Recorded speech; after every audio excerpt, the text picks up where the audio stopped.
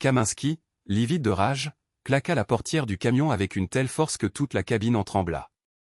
Il s'arrêta au bord de son allée, contemplant la modeste maison de plain-pied qu'il partageait avec sa femme, Jenna, depuis 14 années stressantes. Sa mâchoire se contracta. Il envisagea d'entrer, de déverser encore plus d'insultes et de mettre en scène sa sortie théâtrale habituelle. Pourtant, quelque chose en lui hésitait. La voix de Jenna résonna depuis l'intérieur. « Entre, bon sang » lança-t-elle depuis l'encadrement de la porte. « C'est presque l'heure du dîner, et je ne vais pas cuisiner plus si tu comptes te tenir là à rôder comme un chien errant. » Kurt sentit son pouce accélérer. Un muscle se contracta dans sa joue. Il fit 2 pas raides vers elle, avec l'intention de la bousculer. Une voix mesquine dans sa tête l'incitait à proférer une cruauté, quelque chose pour lui rappeler que c'était lui qui payait l'hypothèque. Au lieu de cela, il se contenta de la frôler, refusant d'établir un contact visuel en entrant dans la maison. Jenna suivit Kurt. « Tu mets de la boue partout » siffla-t-elle. « On a la même dispute à chaque fois. » « Tu sais ce qu'il en est » la foudroya-t-il du regard. « Ne commence pas. J'ai eu une longue journée. » « Tu as toujours une longue journée. »« Et ensuite, tu me déverses ta mauvaise humeur » rétorqua-t-elle en croisant les bras. « Tu veux que je t'accueille avec un sourire ? Donne-moi une raison. » Ils se fixèrent du regard dans un silence rigide. La silhouette mince de Jenna semblait fragile, tant elle était exaspérée. Ses cheveux relevés à la hâte, décolorés une semaine plus tôt, laissaient apparaître des racines foncées, et ses yeux étaient remplis de condescendance. Les épaules de Kurt se gonflaient dans sa chemise boutonnée, tachée de sueur. Il ricana. Jenna lui rendit son regard, relevant le menton comme pour le défier de craquer. Kurt détourna le regard en premier. Il s'éloigna d'un pas lourd dans le couloir en direction de la cuisine exiguë, où sa fille, Carrie, était déjà assise à table. 13 ans, coincée dans les limbes de l'adolescence, Carrie portait un masque permanent de frustration ennuyée. Elle leva les yeux de son téléphone, le regard vide, puis les roula de manière théâtrale. « Papa est là » marmonna-t-elle. « On peut tous faire semblant d'être heureux maintenant, j'imagine. » Kurt baissa les yeux vers le téléphone de Carrie. « Tu n'as pas de devoir, gamine ?» Elle haussa les épaules. « Je gère ça. Je les ferai plus tard. » Jenna fit le tour de la table, tirant une chaise pour elle. « Je ne vais pas supporter de vous voir vous rouler les yeux dessus toute la soirée. Assieds-toi, Kurt. » Il resta immobile, mais ne s'assit pas. « J'ai mal à la tête. Je n'ai pas faim. » Toujours une excuse, répondit Jenna d'un ton neutre. Elle fit un geste vers le gratin à moitié brûlé sur la table, qui dégorgeait un mélange douteux de pâte et de sauce. « Bon, comme tu veux, Carrie. Commence à manger avant que ça ne refroidisse. » Carrie picora dans sa portion. Kurt plissa les yeux en les regardant toutes les deux, puis retourna en trombe dans le salon, laissant sa fille et sa femme mijoter dans la tension silencieuse qu'il avait laissée derrière lui. Il ne leur laissa pas le temps de dire quoi que ce soit de plus en attrapant ses clés sur la table près du canapé. « Tu repars déjà » demanda Jenna, la voix empreinte de dérision. « Pourquoi t'es-tu donné la peine de rentrer si c'est juste pour te faufiler quelque part ?» Kurt serra les dents, sans se retourner. « J'ai besoin de me changer les idées. » Il franchit la porte d'entrée et la claqua dans la cour. Il s'arrêta, ajustant le col de sa chemise.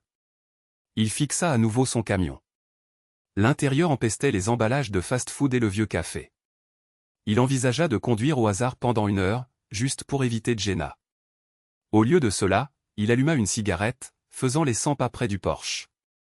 La pelouse clairsemée qu'il avait refusé d'arroser tout l'été craqua sous ses pieds. Il entendit des pas derrière lui. Jenna était sortie. Elle croisa les bras, s'appuyant contre l'encadrement de la porte. « Tu veux divorcer, Kurt » demanda-t-elle froidement. « Parce que si tu menaces de me quitter encore une fois, tu as intérêt à aller jusqu'au bout cette fois. » Il jeta ses cendres en l'air, inhalant profondément. « Pourquoi je divorcerais de toi ?» Son ton dégoulinait de sarcasme. « On est une famille tellement parfaite. Ne fais pas la victime. Tu fais toujours ça. Tu aimes semer la zizanie, dit Jenna, sa lèvre supérieure se retroussant.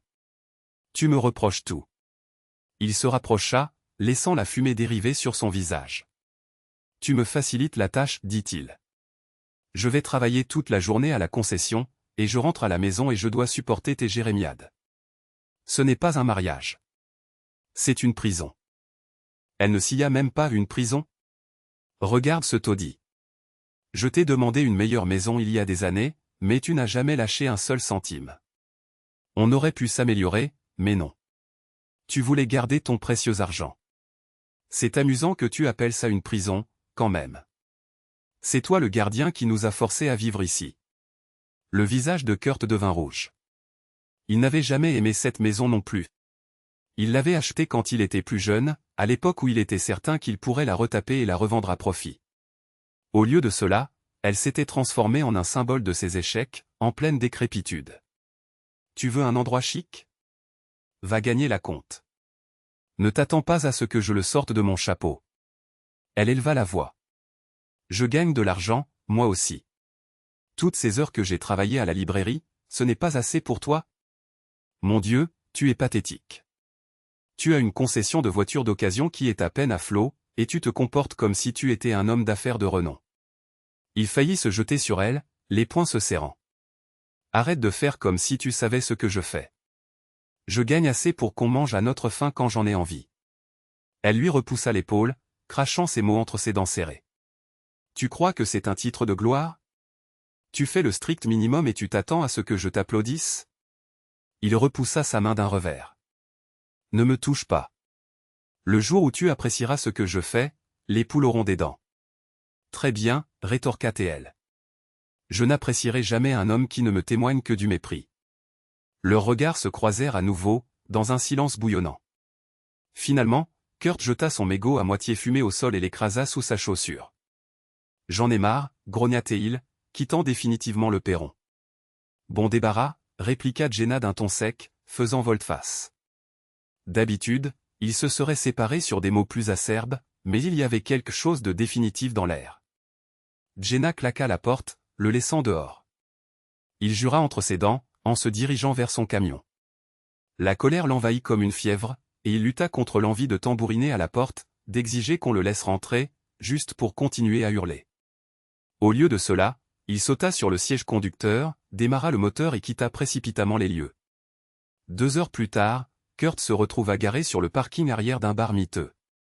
Une enseigne lumineuse criarde clignotait au-dessus de sa tête. Il la fixa comme si elle pouvait lui offrir une solution cosmique. À l'intérieur, il fut accueilli par l'odeur nauséabonde de bière renversée et de liqueur bon marché. Il s'installa sur un tabouret de bar éraflé. Il remarqua à peine la barmaid qui s'approchait. Il se contenta de marmonner, un whisky sec. Elle le servit sans un mot. Quelques minutes s'écoulèrent dans le silence. Des types dans un box derrière lui gloussaient au sujet de leur journée, balançant des blagues insultantes. Il crut entendre une allusion à des blagues sur les Polonais, ce qui le tendit automatiquement. Il les avait entendues toute sa vie. Non pas qu'il se soucie suffisamment de cet héritage pour le défendre, mais cela lui tapait quand même sur les nerfs. En écoutant, il décida qu'il ne parlait pas de lui. Personne ici ne le connaissait. Soupirant, il prit une gorgée de whisky.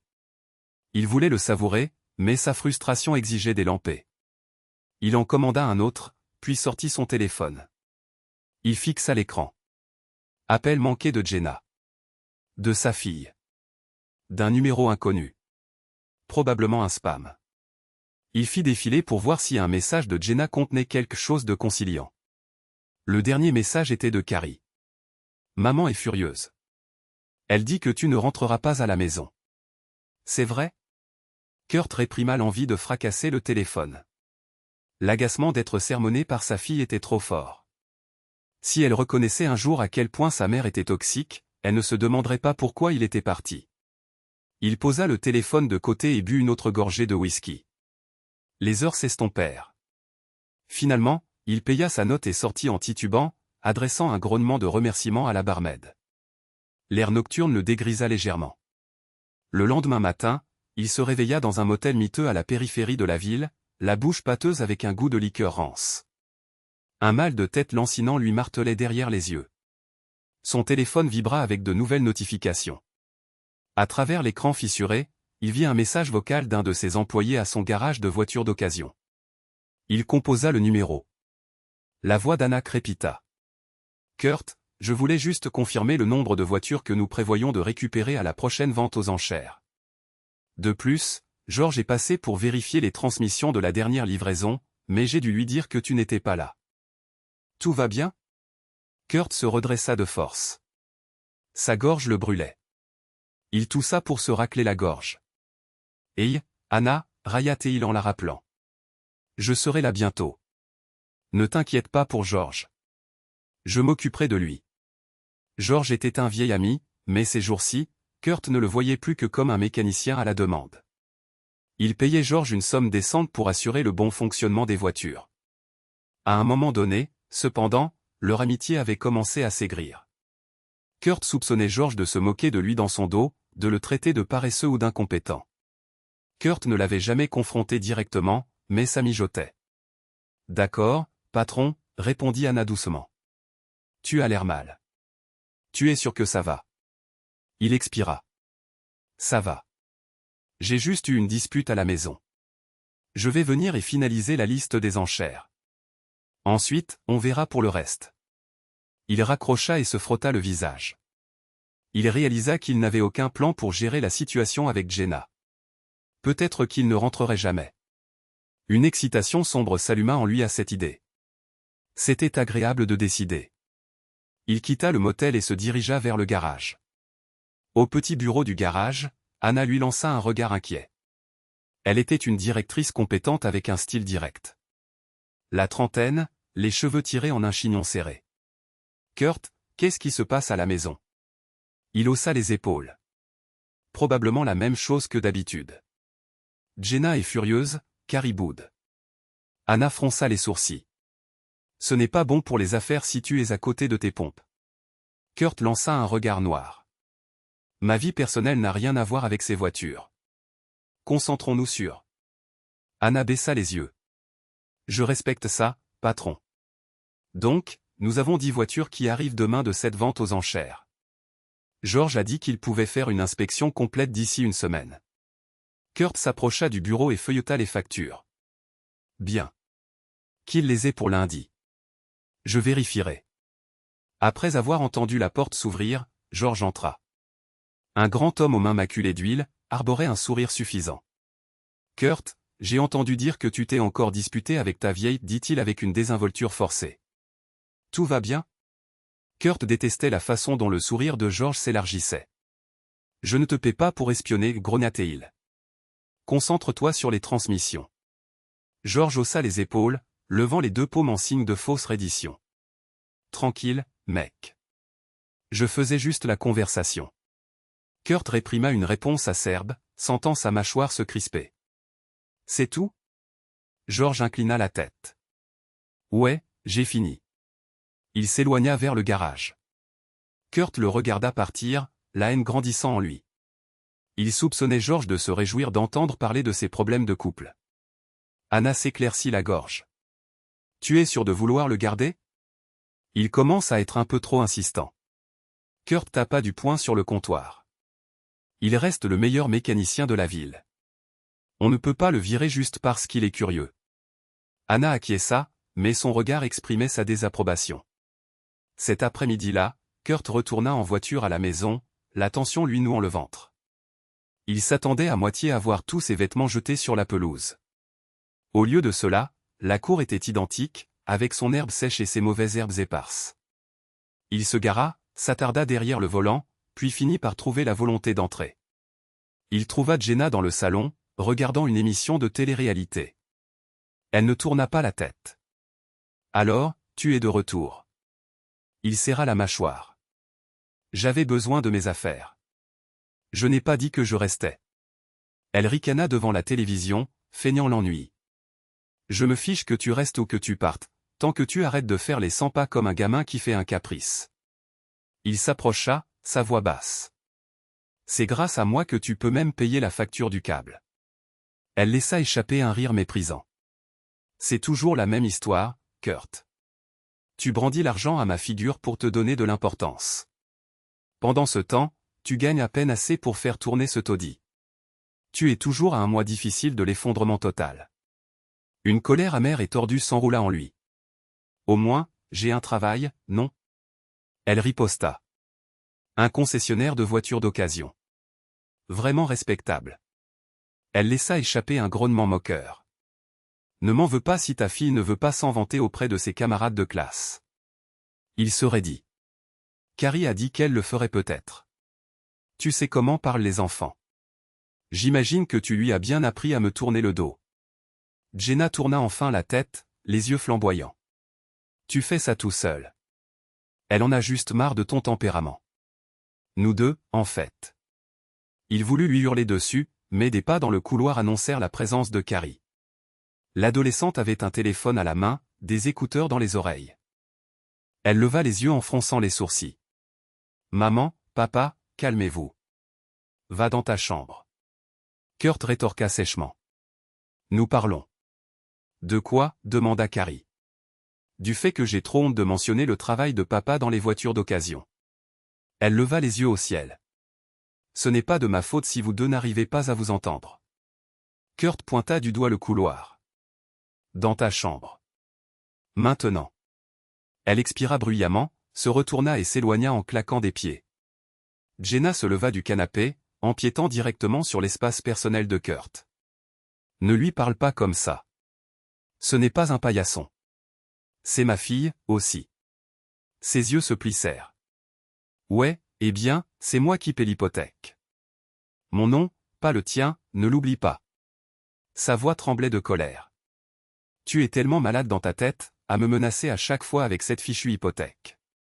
Information de dernière minute, tu es parti. Cela signifie que tu as renoncé à ton droit de regard dans cette maison. Il lui saisit le poignet, baissant dangereusement la voix.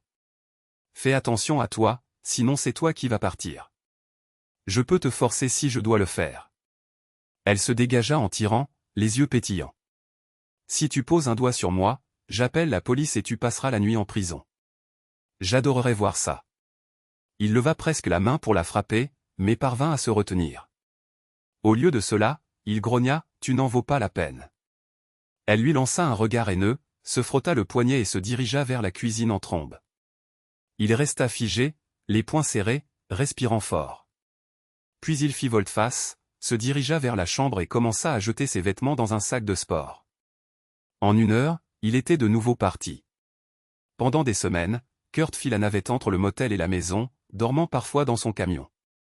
Il refusait de finaliser quoi que ce soit avec Jenna, comme s'il attendait une tempête parfaite. Leur dispute devenait de plus en plus violente à chaque fois, il dominait la conversation avec des menaces, la réprimandant au sujet des finances ou la traitant d'ingrate. Elle lui lançait des piques sarcastiques sur son soi-disant empire commercial et son incapacité à les maintenir dans le confort. Dans les moments de calme, Kurt redoutait de voir Carrie. Il se sentait vaguement coupable de l'avoir laissée coincée entre des parents qui se détestaient. Pourtant, quand il voyait son visage, il se contentait de donner des ordres ou de se défouler. Elle s'enfuyait généralement dans sa chambre, mettant de la musique à fond ou envoyant des SMS. Finalement, elle commença à l'éviter complètement. Pendant ce temps, le parc de voitures d'occasion nécessitait une attention constante.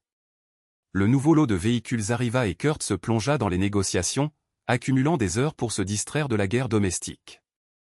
Il observait George de plus près, le soupçonnant de sabotage, bien qu'il ne trouvât aucune preuve.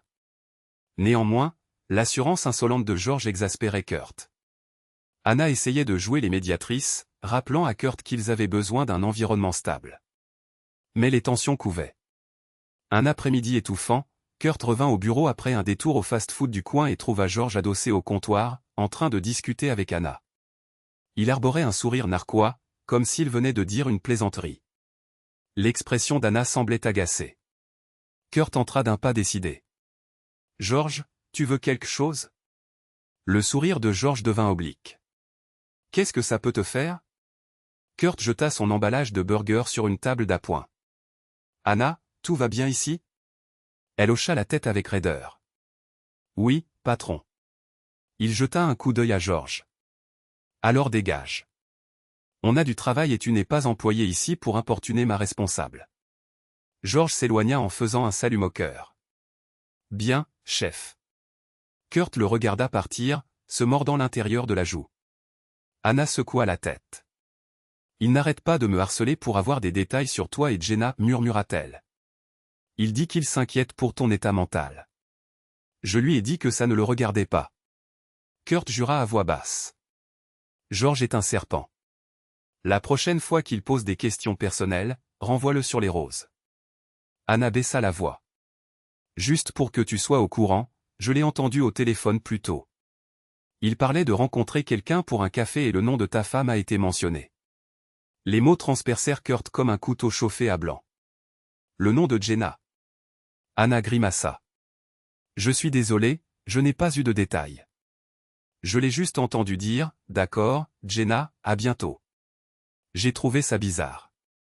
Je ne savais pas qu'ils étaient amis. Les yeux de Kurt brûlaient. Merci, Anna. Laisse-moi gérer ça. Il entra d'un pas lourd dans son bureau privé. Merci, claqua la porte et s'effondra dans un fauteuil pivotant grinçant.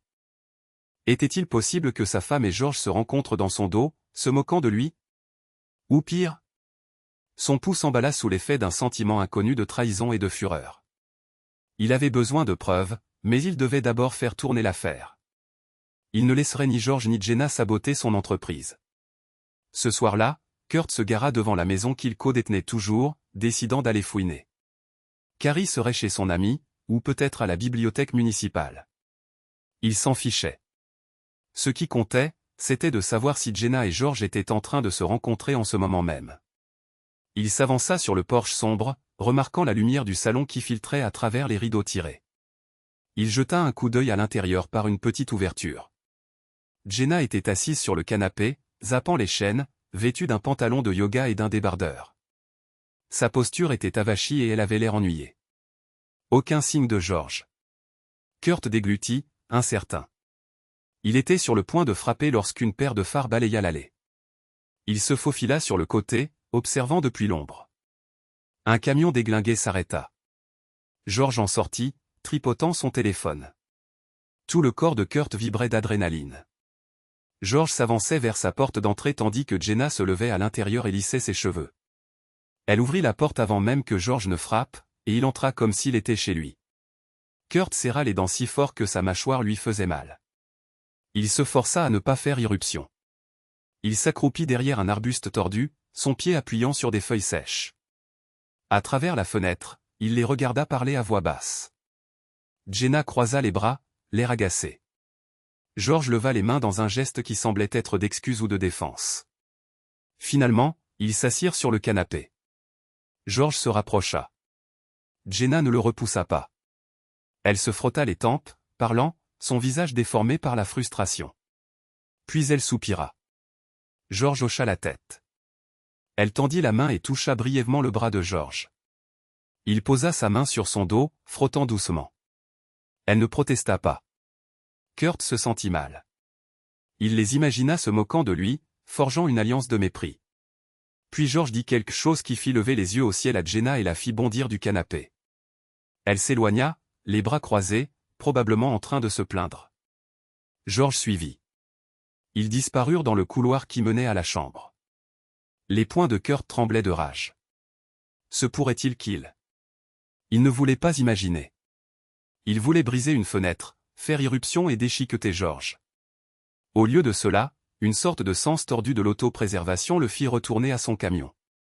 Bouillonnant, le cœur battant la chamade, il s'éloigna en voiture, l'esprit tourbillonnant de fantasmes violents. Toutes les illusions que sa femme puisse encore le respecter s'effondrèrent. Il se sentait utilisé, humilié. S'il les confrontait, Jenna lui rirait au nez ou menacerait d'appeler la police. Il avait besoin d'un plan. Il en était certain maintenant. George était plus qu'un simple mécanicien. Il était devenu le confident de Jenna. Peut-être plus. Kurt passa des jours à éviter tout contact avec Jenna ou Carrie. Il rumina, imaginant des moyens de protéger ses biens. Si Jenna pensait qu'elle allait le pousser dehors et s'installer avec George, elle se mettait le doigt dans l'œil. Pendant ce temps, il exigeait des progrès de George à l'atelier, ignorant l'hypocrisie. Il n'était pas question qu'il laisse l'homme se relâcher pendant qu'il couchait avec Jenna dans son dos. Durant ces jours, la colère de Kurt s'enflammait pour tout et rien. Lorsqu'Anna lui parla d'un problème avec un transfert de titre, il s'emporta. Lorsqu'un client a demandé une remise, il a failli l'envoyer balader. Le bruit a couru que Kurt était de mauvaise humeur, et beaucoup ont décidé de garder leur distance. George, pour sa part, était d'une politesse suspecte. Il plaisantait rarement. Maintenant, à chaque fois que Kurt approchait, George mettait fin aux appels téléphoniques rapidement. Anna a supposé auprès de Kurt que George était effrayé. Un après-midi, après une navigation stressante, Kurt a coincé George près du garage. Des chiffons tachés d'huile étaient entassés sur un établi voisin. L'air était saturé d'une odeur de graisse. « George, » dit Kurt d'une voix sèche. « Il faut qu'on parle de quelque chose. » Ne mens pas, les yeux de George se sont plissés. « De quoi ?» Kurt croisa les bras. « Je sais que tu as rendu visite à Jenna l'autre soir. » George hésita une seconde de trop. Elle me l'a demandé. Elle avait un problème avec la voiture. C'est une affaire privée. Kurt s'avança, sa poitrine touchant presque celle de George. Ne me sers pas cette salade. Tu vas voir ma femme dans mon dos, et tu appelles ça privé? Tu essaies de me saboter, moi ou mon mariage? George leva les bras dans un haussement d'épaule exagéré. Ton mariage? Tu l'as quitté.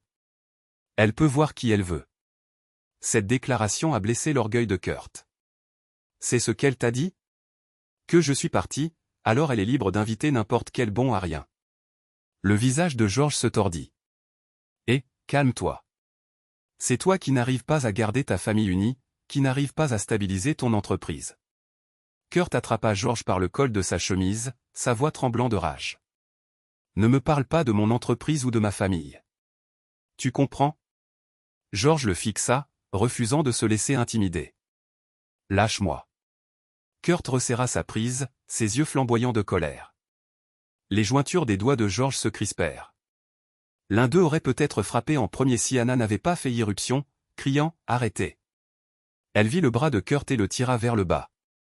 Kurt relâcha le col de George, tremblant encore de colère.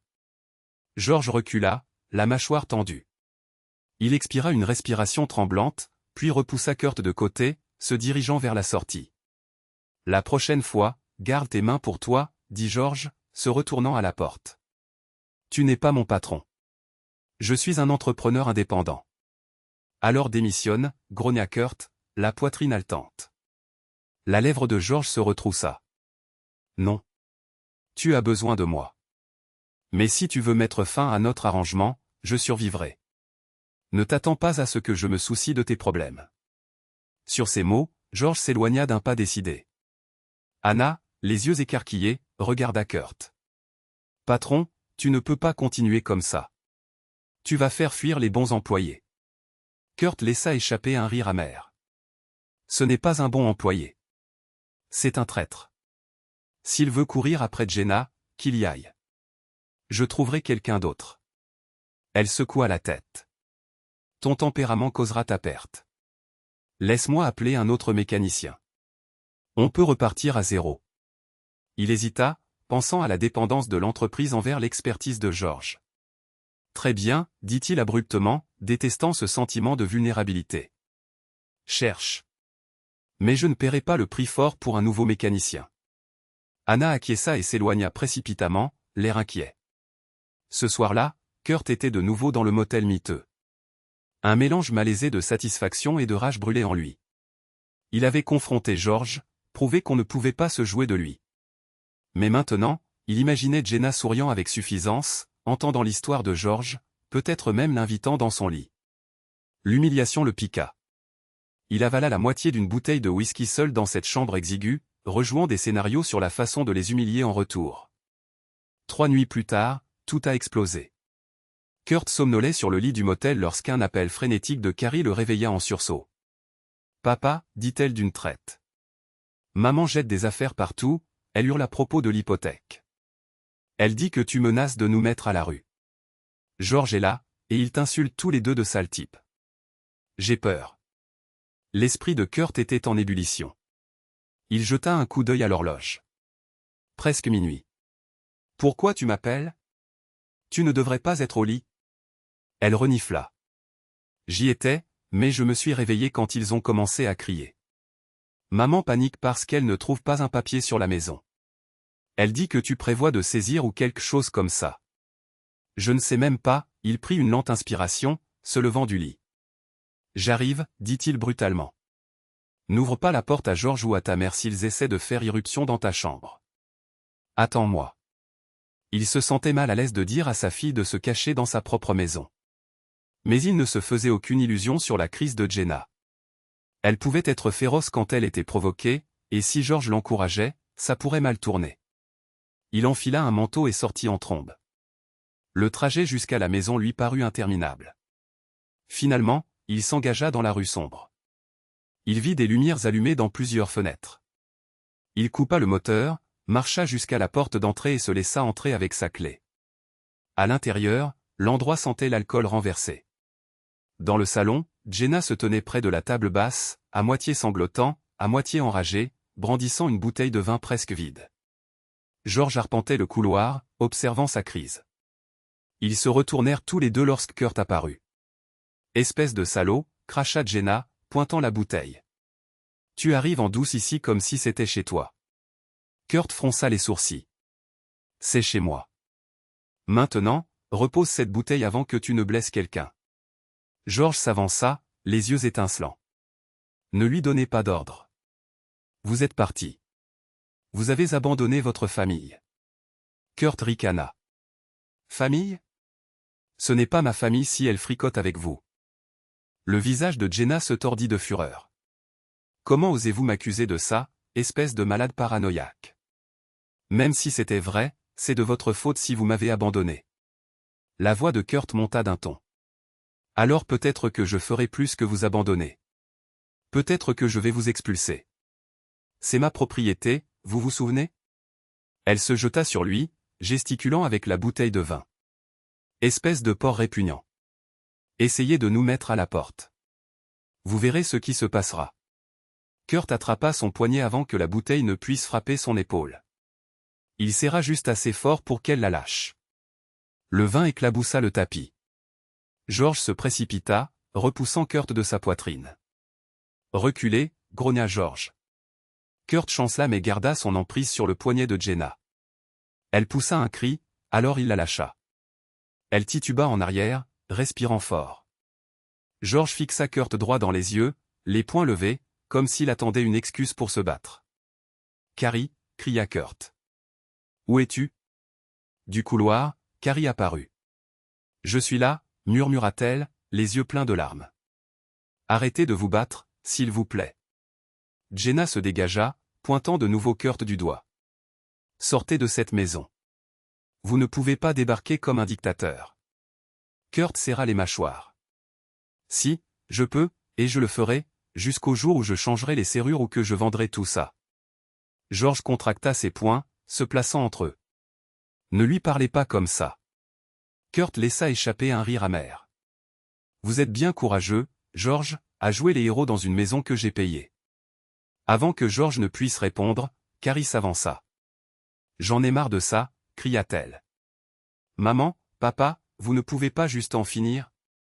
C'est évident que vous vous détestez, alors faites quelque chose. » Jenna lança un regard noir à Carrie.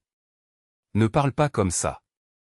C'est lui le méchant ici, pas moi. » Le visage de Kurt se tordit en un rictus. « Vous êtes tous les deux bons à rien, siffla-t-il. J'aurais dû partir il y a des années. Tu es d'une arrogance insupportable, Jenna, et Carrie ne s'annonce pas mieux. » La lèvre de Carrie trembla. « Papa, tais-toi. » Il claqua la phrase, puis le regretta une demi-seconde avant que la colère n'engloutisse ses remords. George se jeta en avant, un poing en l'air. Kurt esquiva, enfonçant son coude dans les côtes de George. George haleta, titubant. Jenna hurla, se précipitant pour aider George. Carrie cria pour qu'ils arrêtent. Kurt se détourna. Ignorant l'agitation, il attrapa la pile de courrier sur la table basse. Fouillant, il trouva ce qu'il voulait, un relevé bancaire indiquant que le prêt immobilier était presque entièrement remboursé. « Parfait » murmura-t-il. « Maintenant, je peux finaliser la vente et vous évincer. » Jenna, cracha-t-il pratiquement.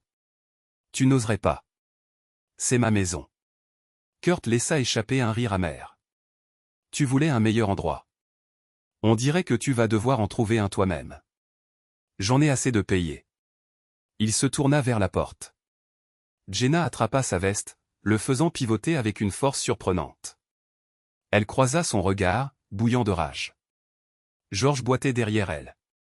Carrie se tenait à l'écart, cachant sa bouche. « Tu ne peux pas continuer à me menacer, » siffla Jenna, son souffle chaud sur son visage. « Tu es un monstre, mais tu n'es pas invincible. » Il la regarda de haut. « Regarde-moi faire. » Puis il se dégagea et les laissa derrière lui, la porte claquant si fort que le cadre trembla. Au cours des semaines suivantes, Kurt se consacra à l'élaboration d'un plan.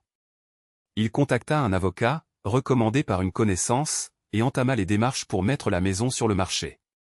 Il sépara ses biens du nom de Jenna.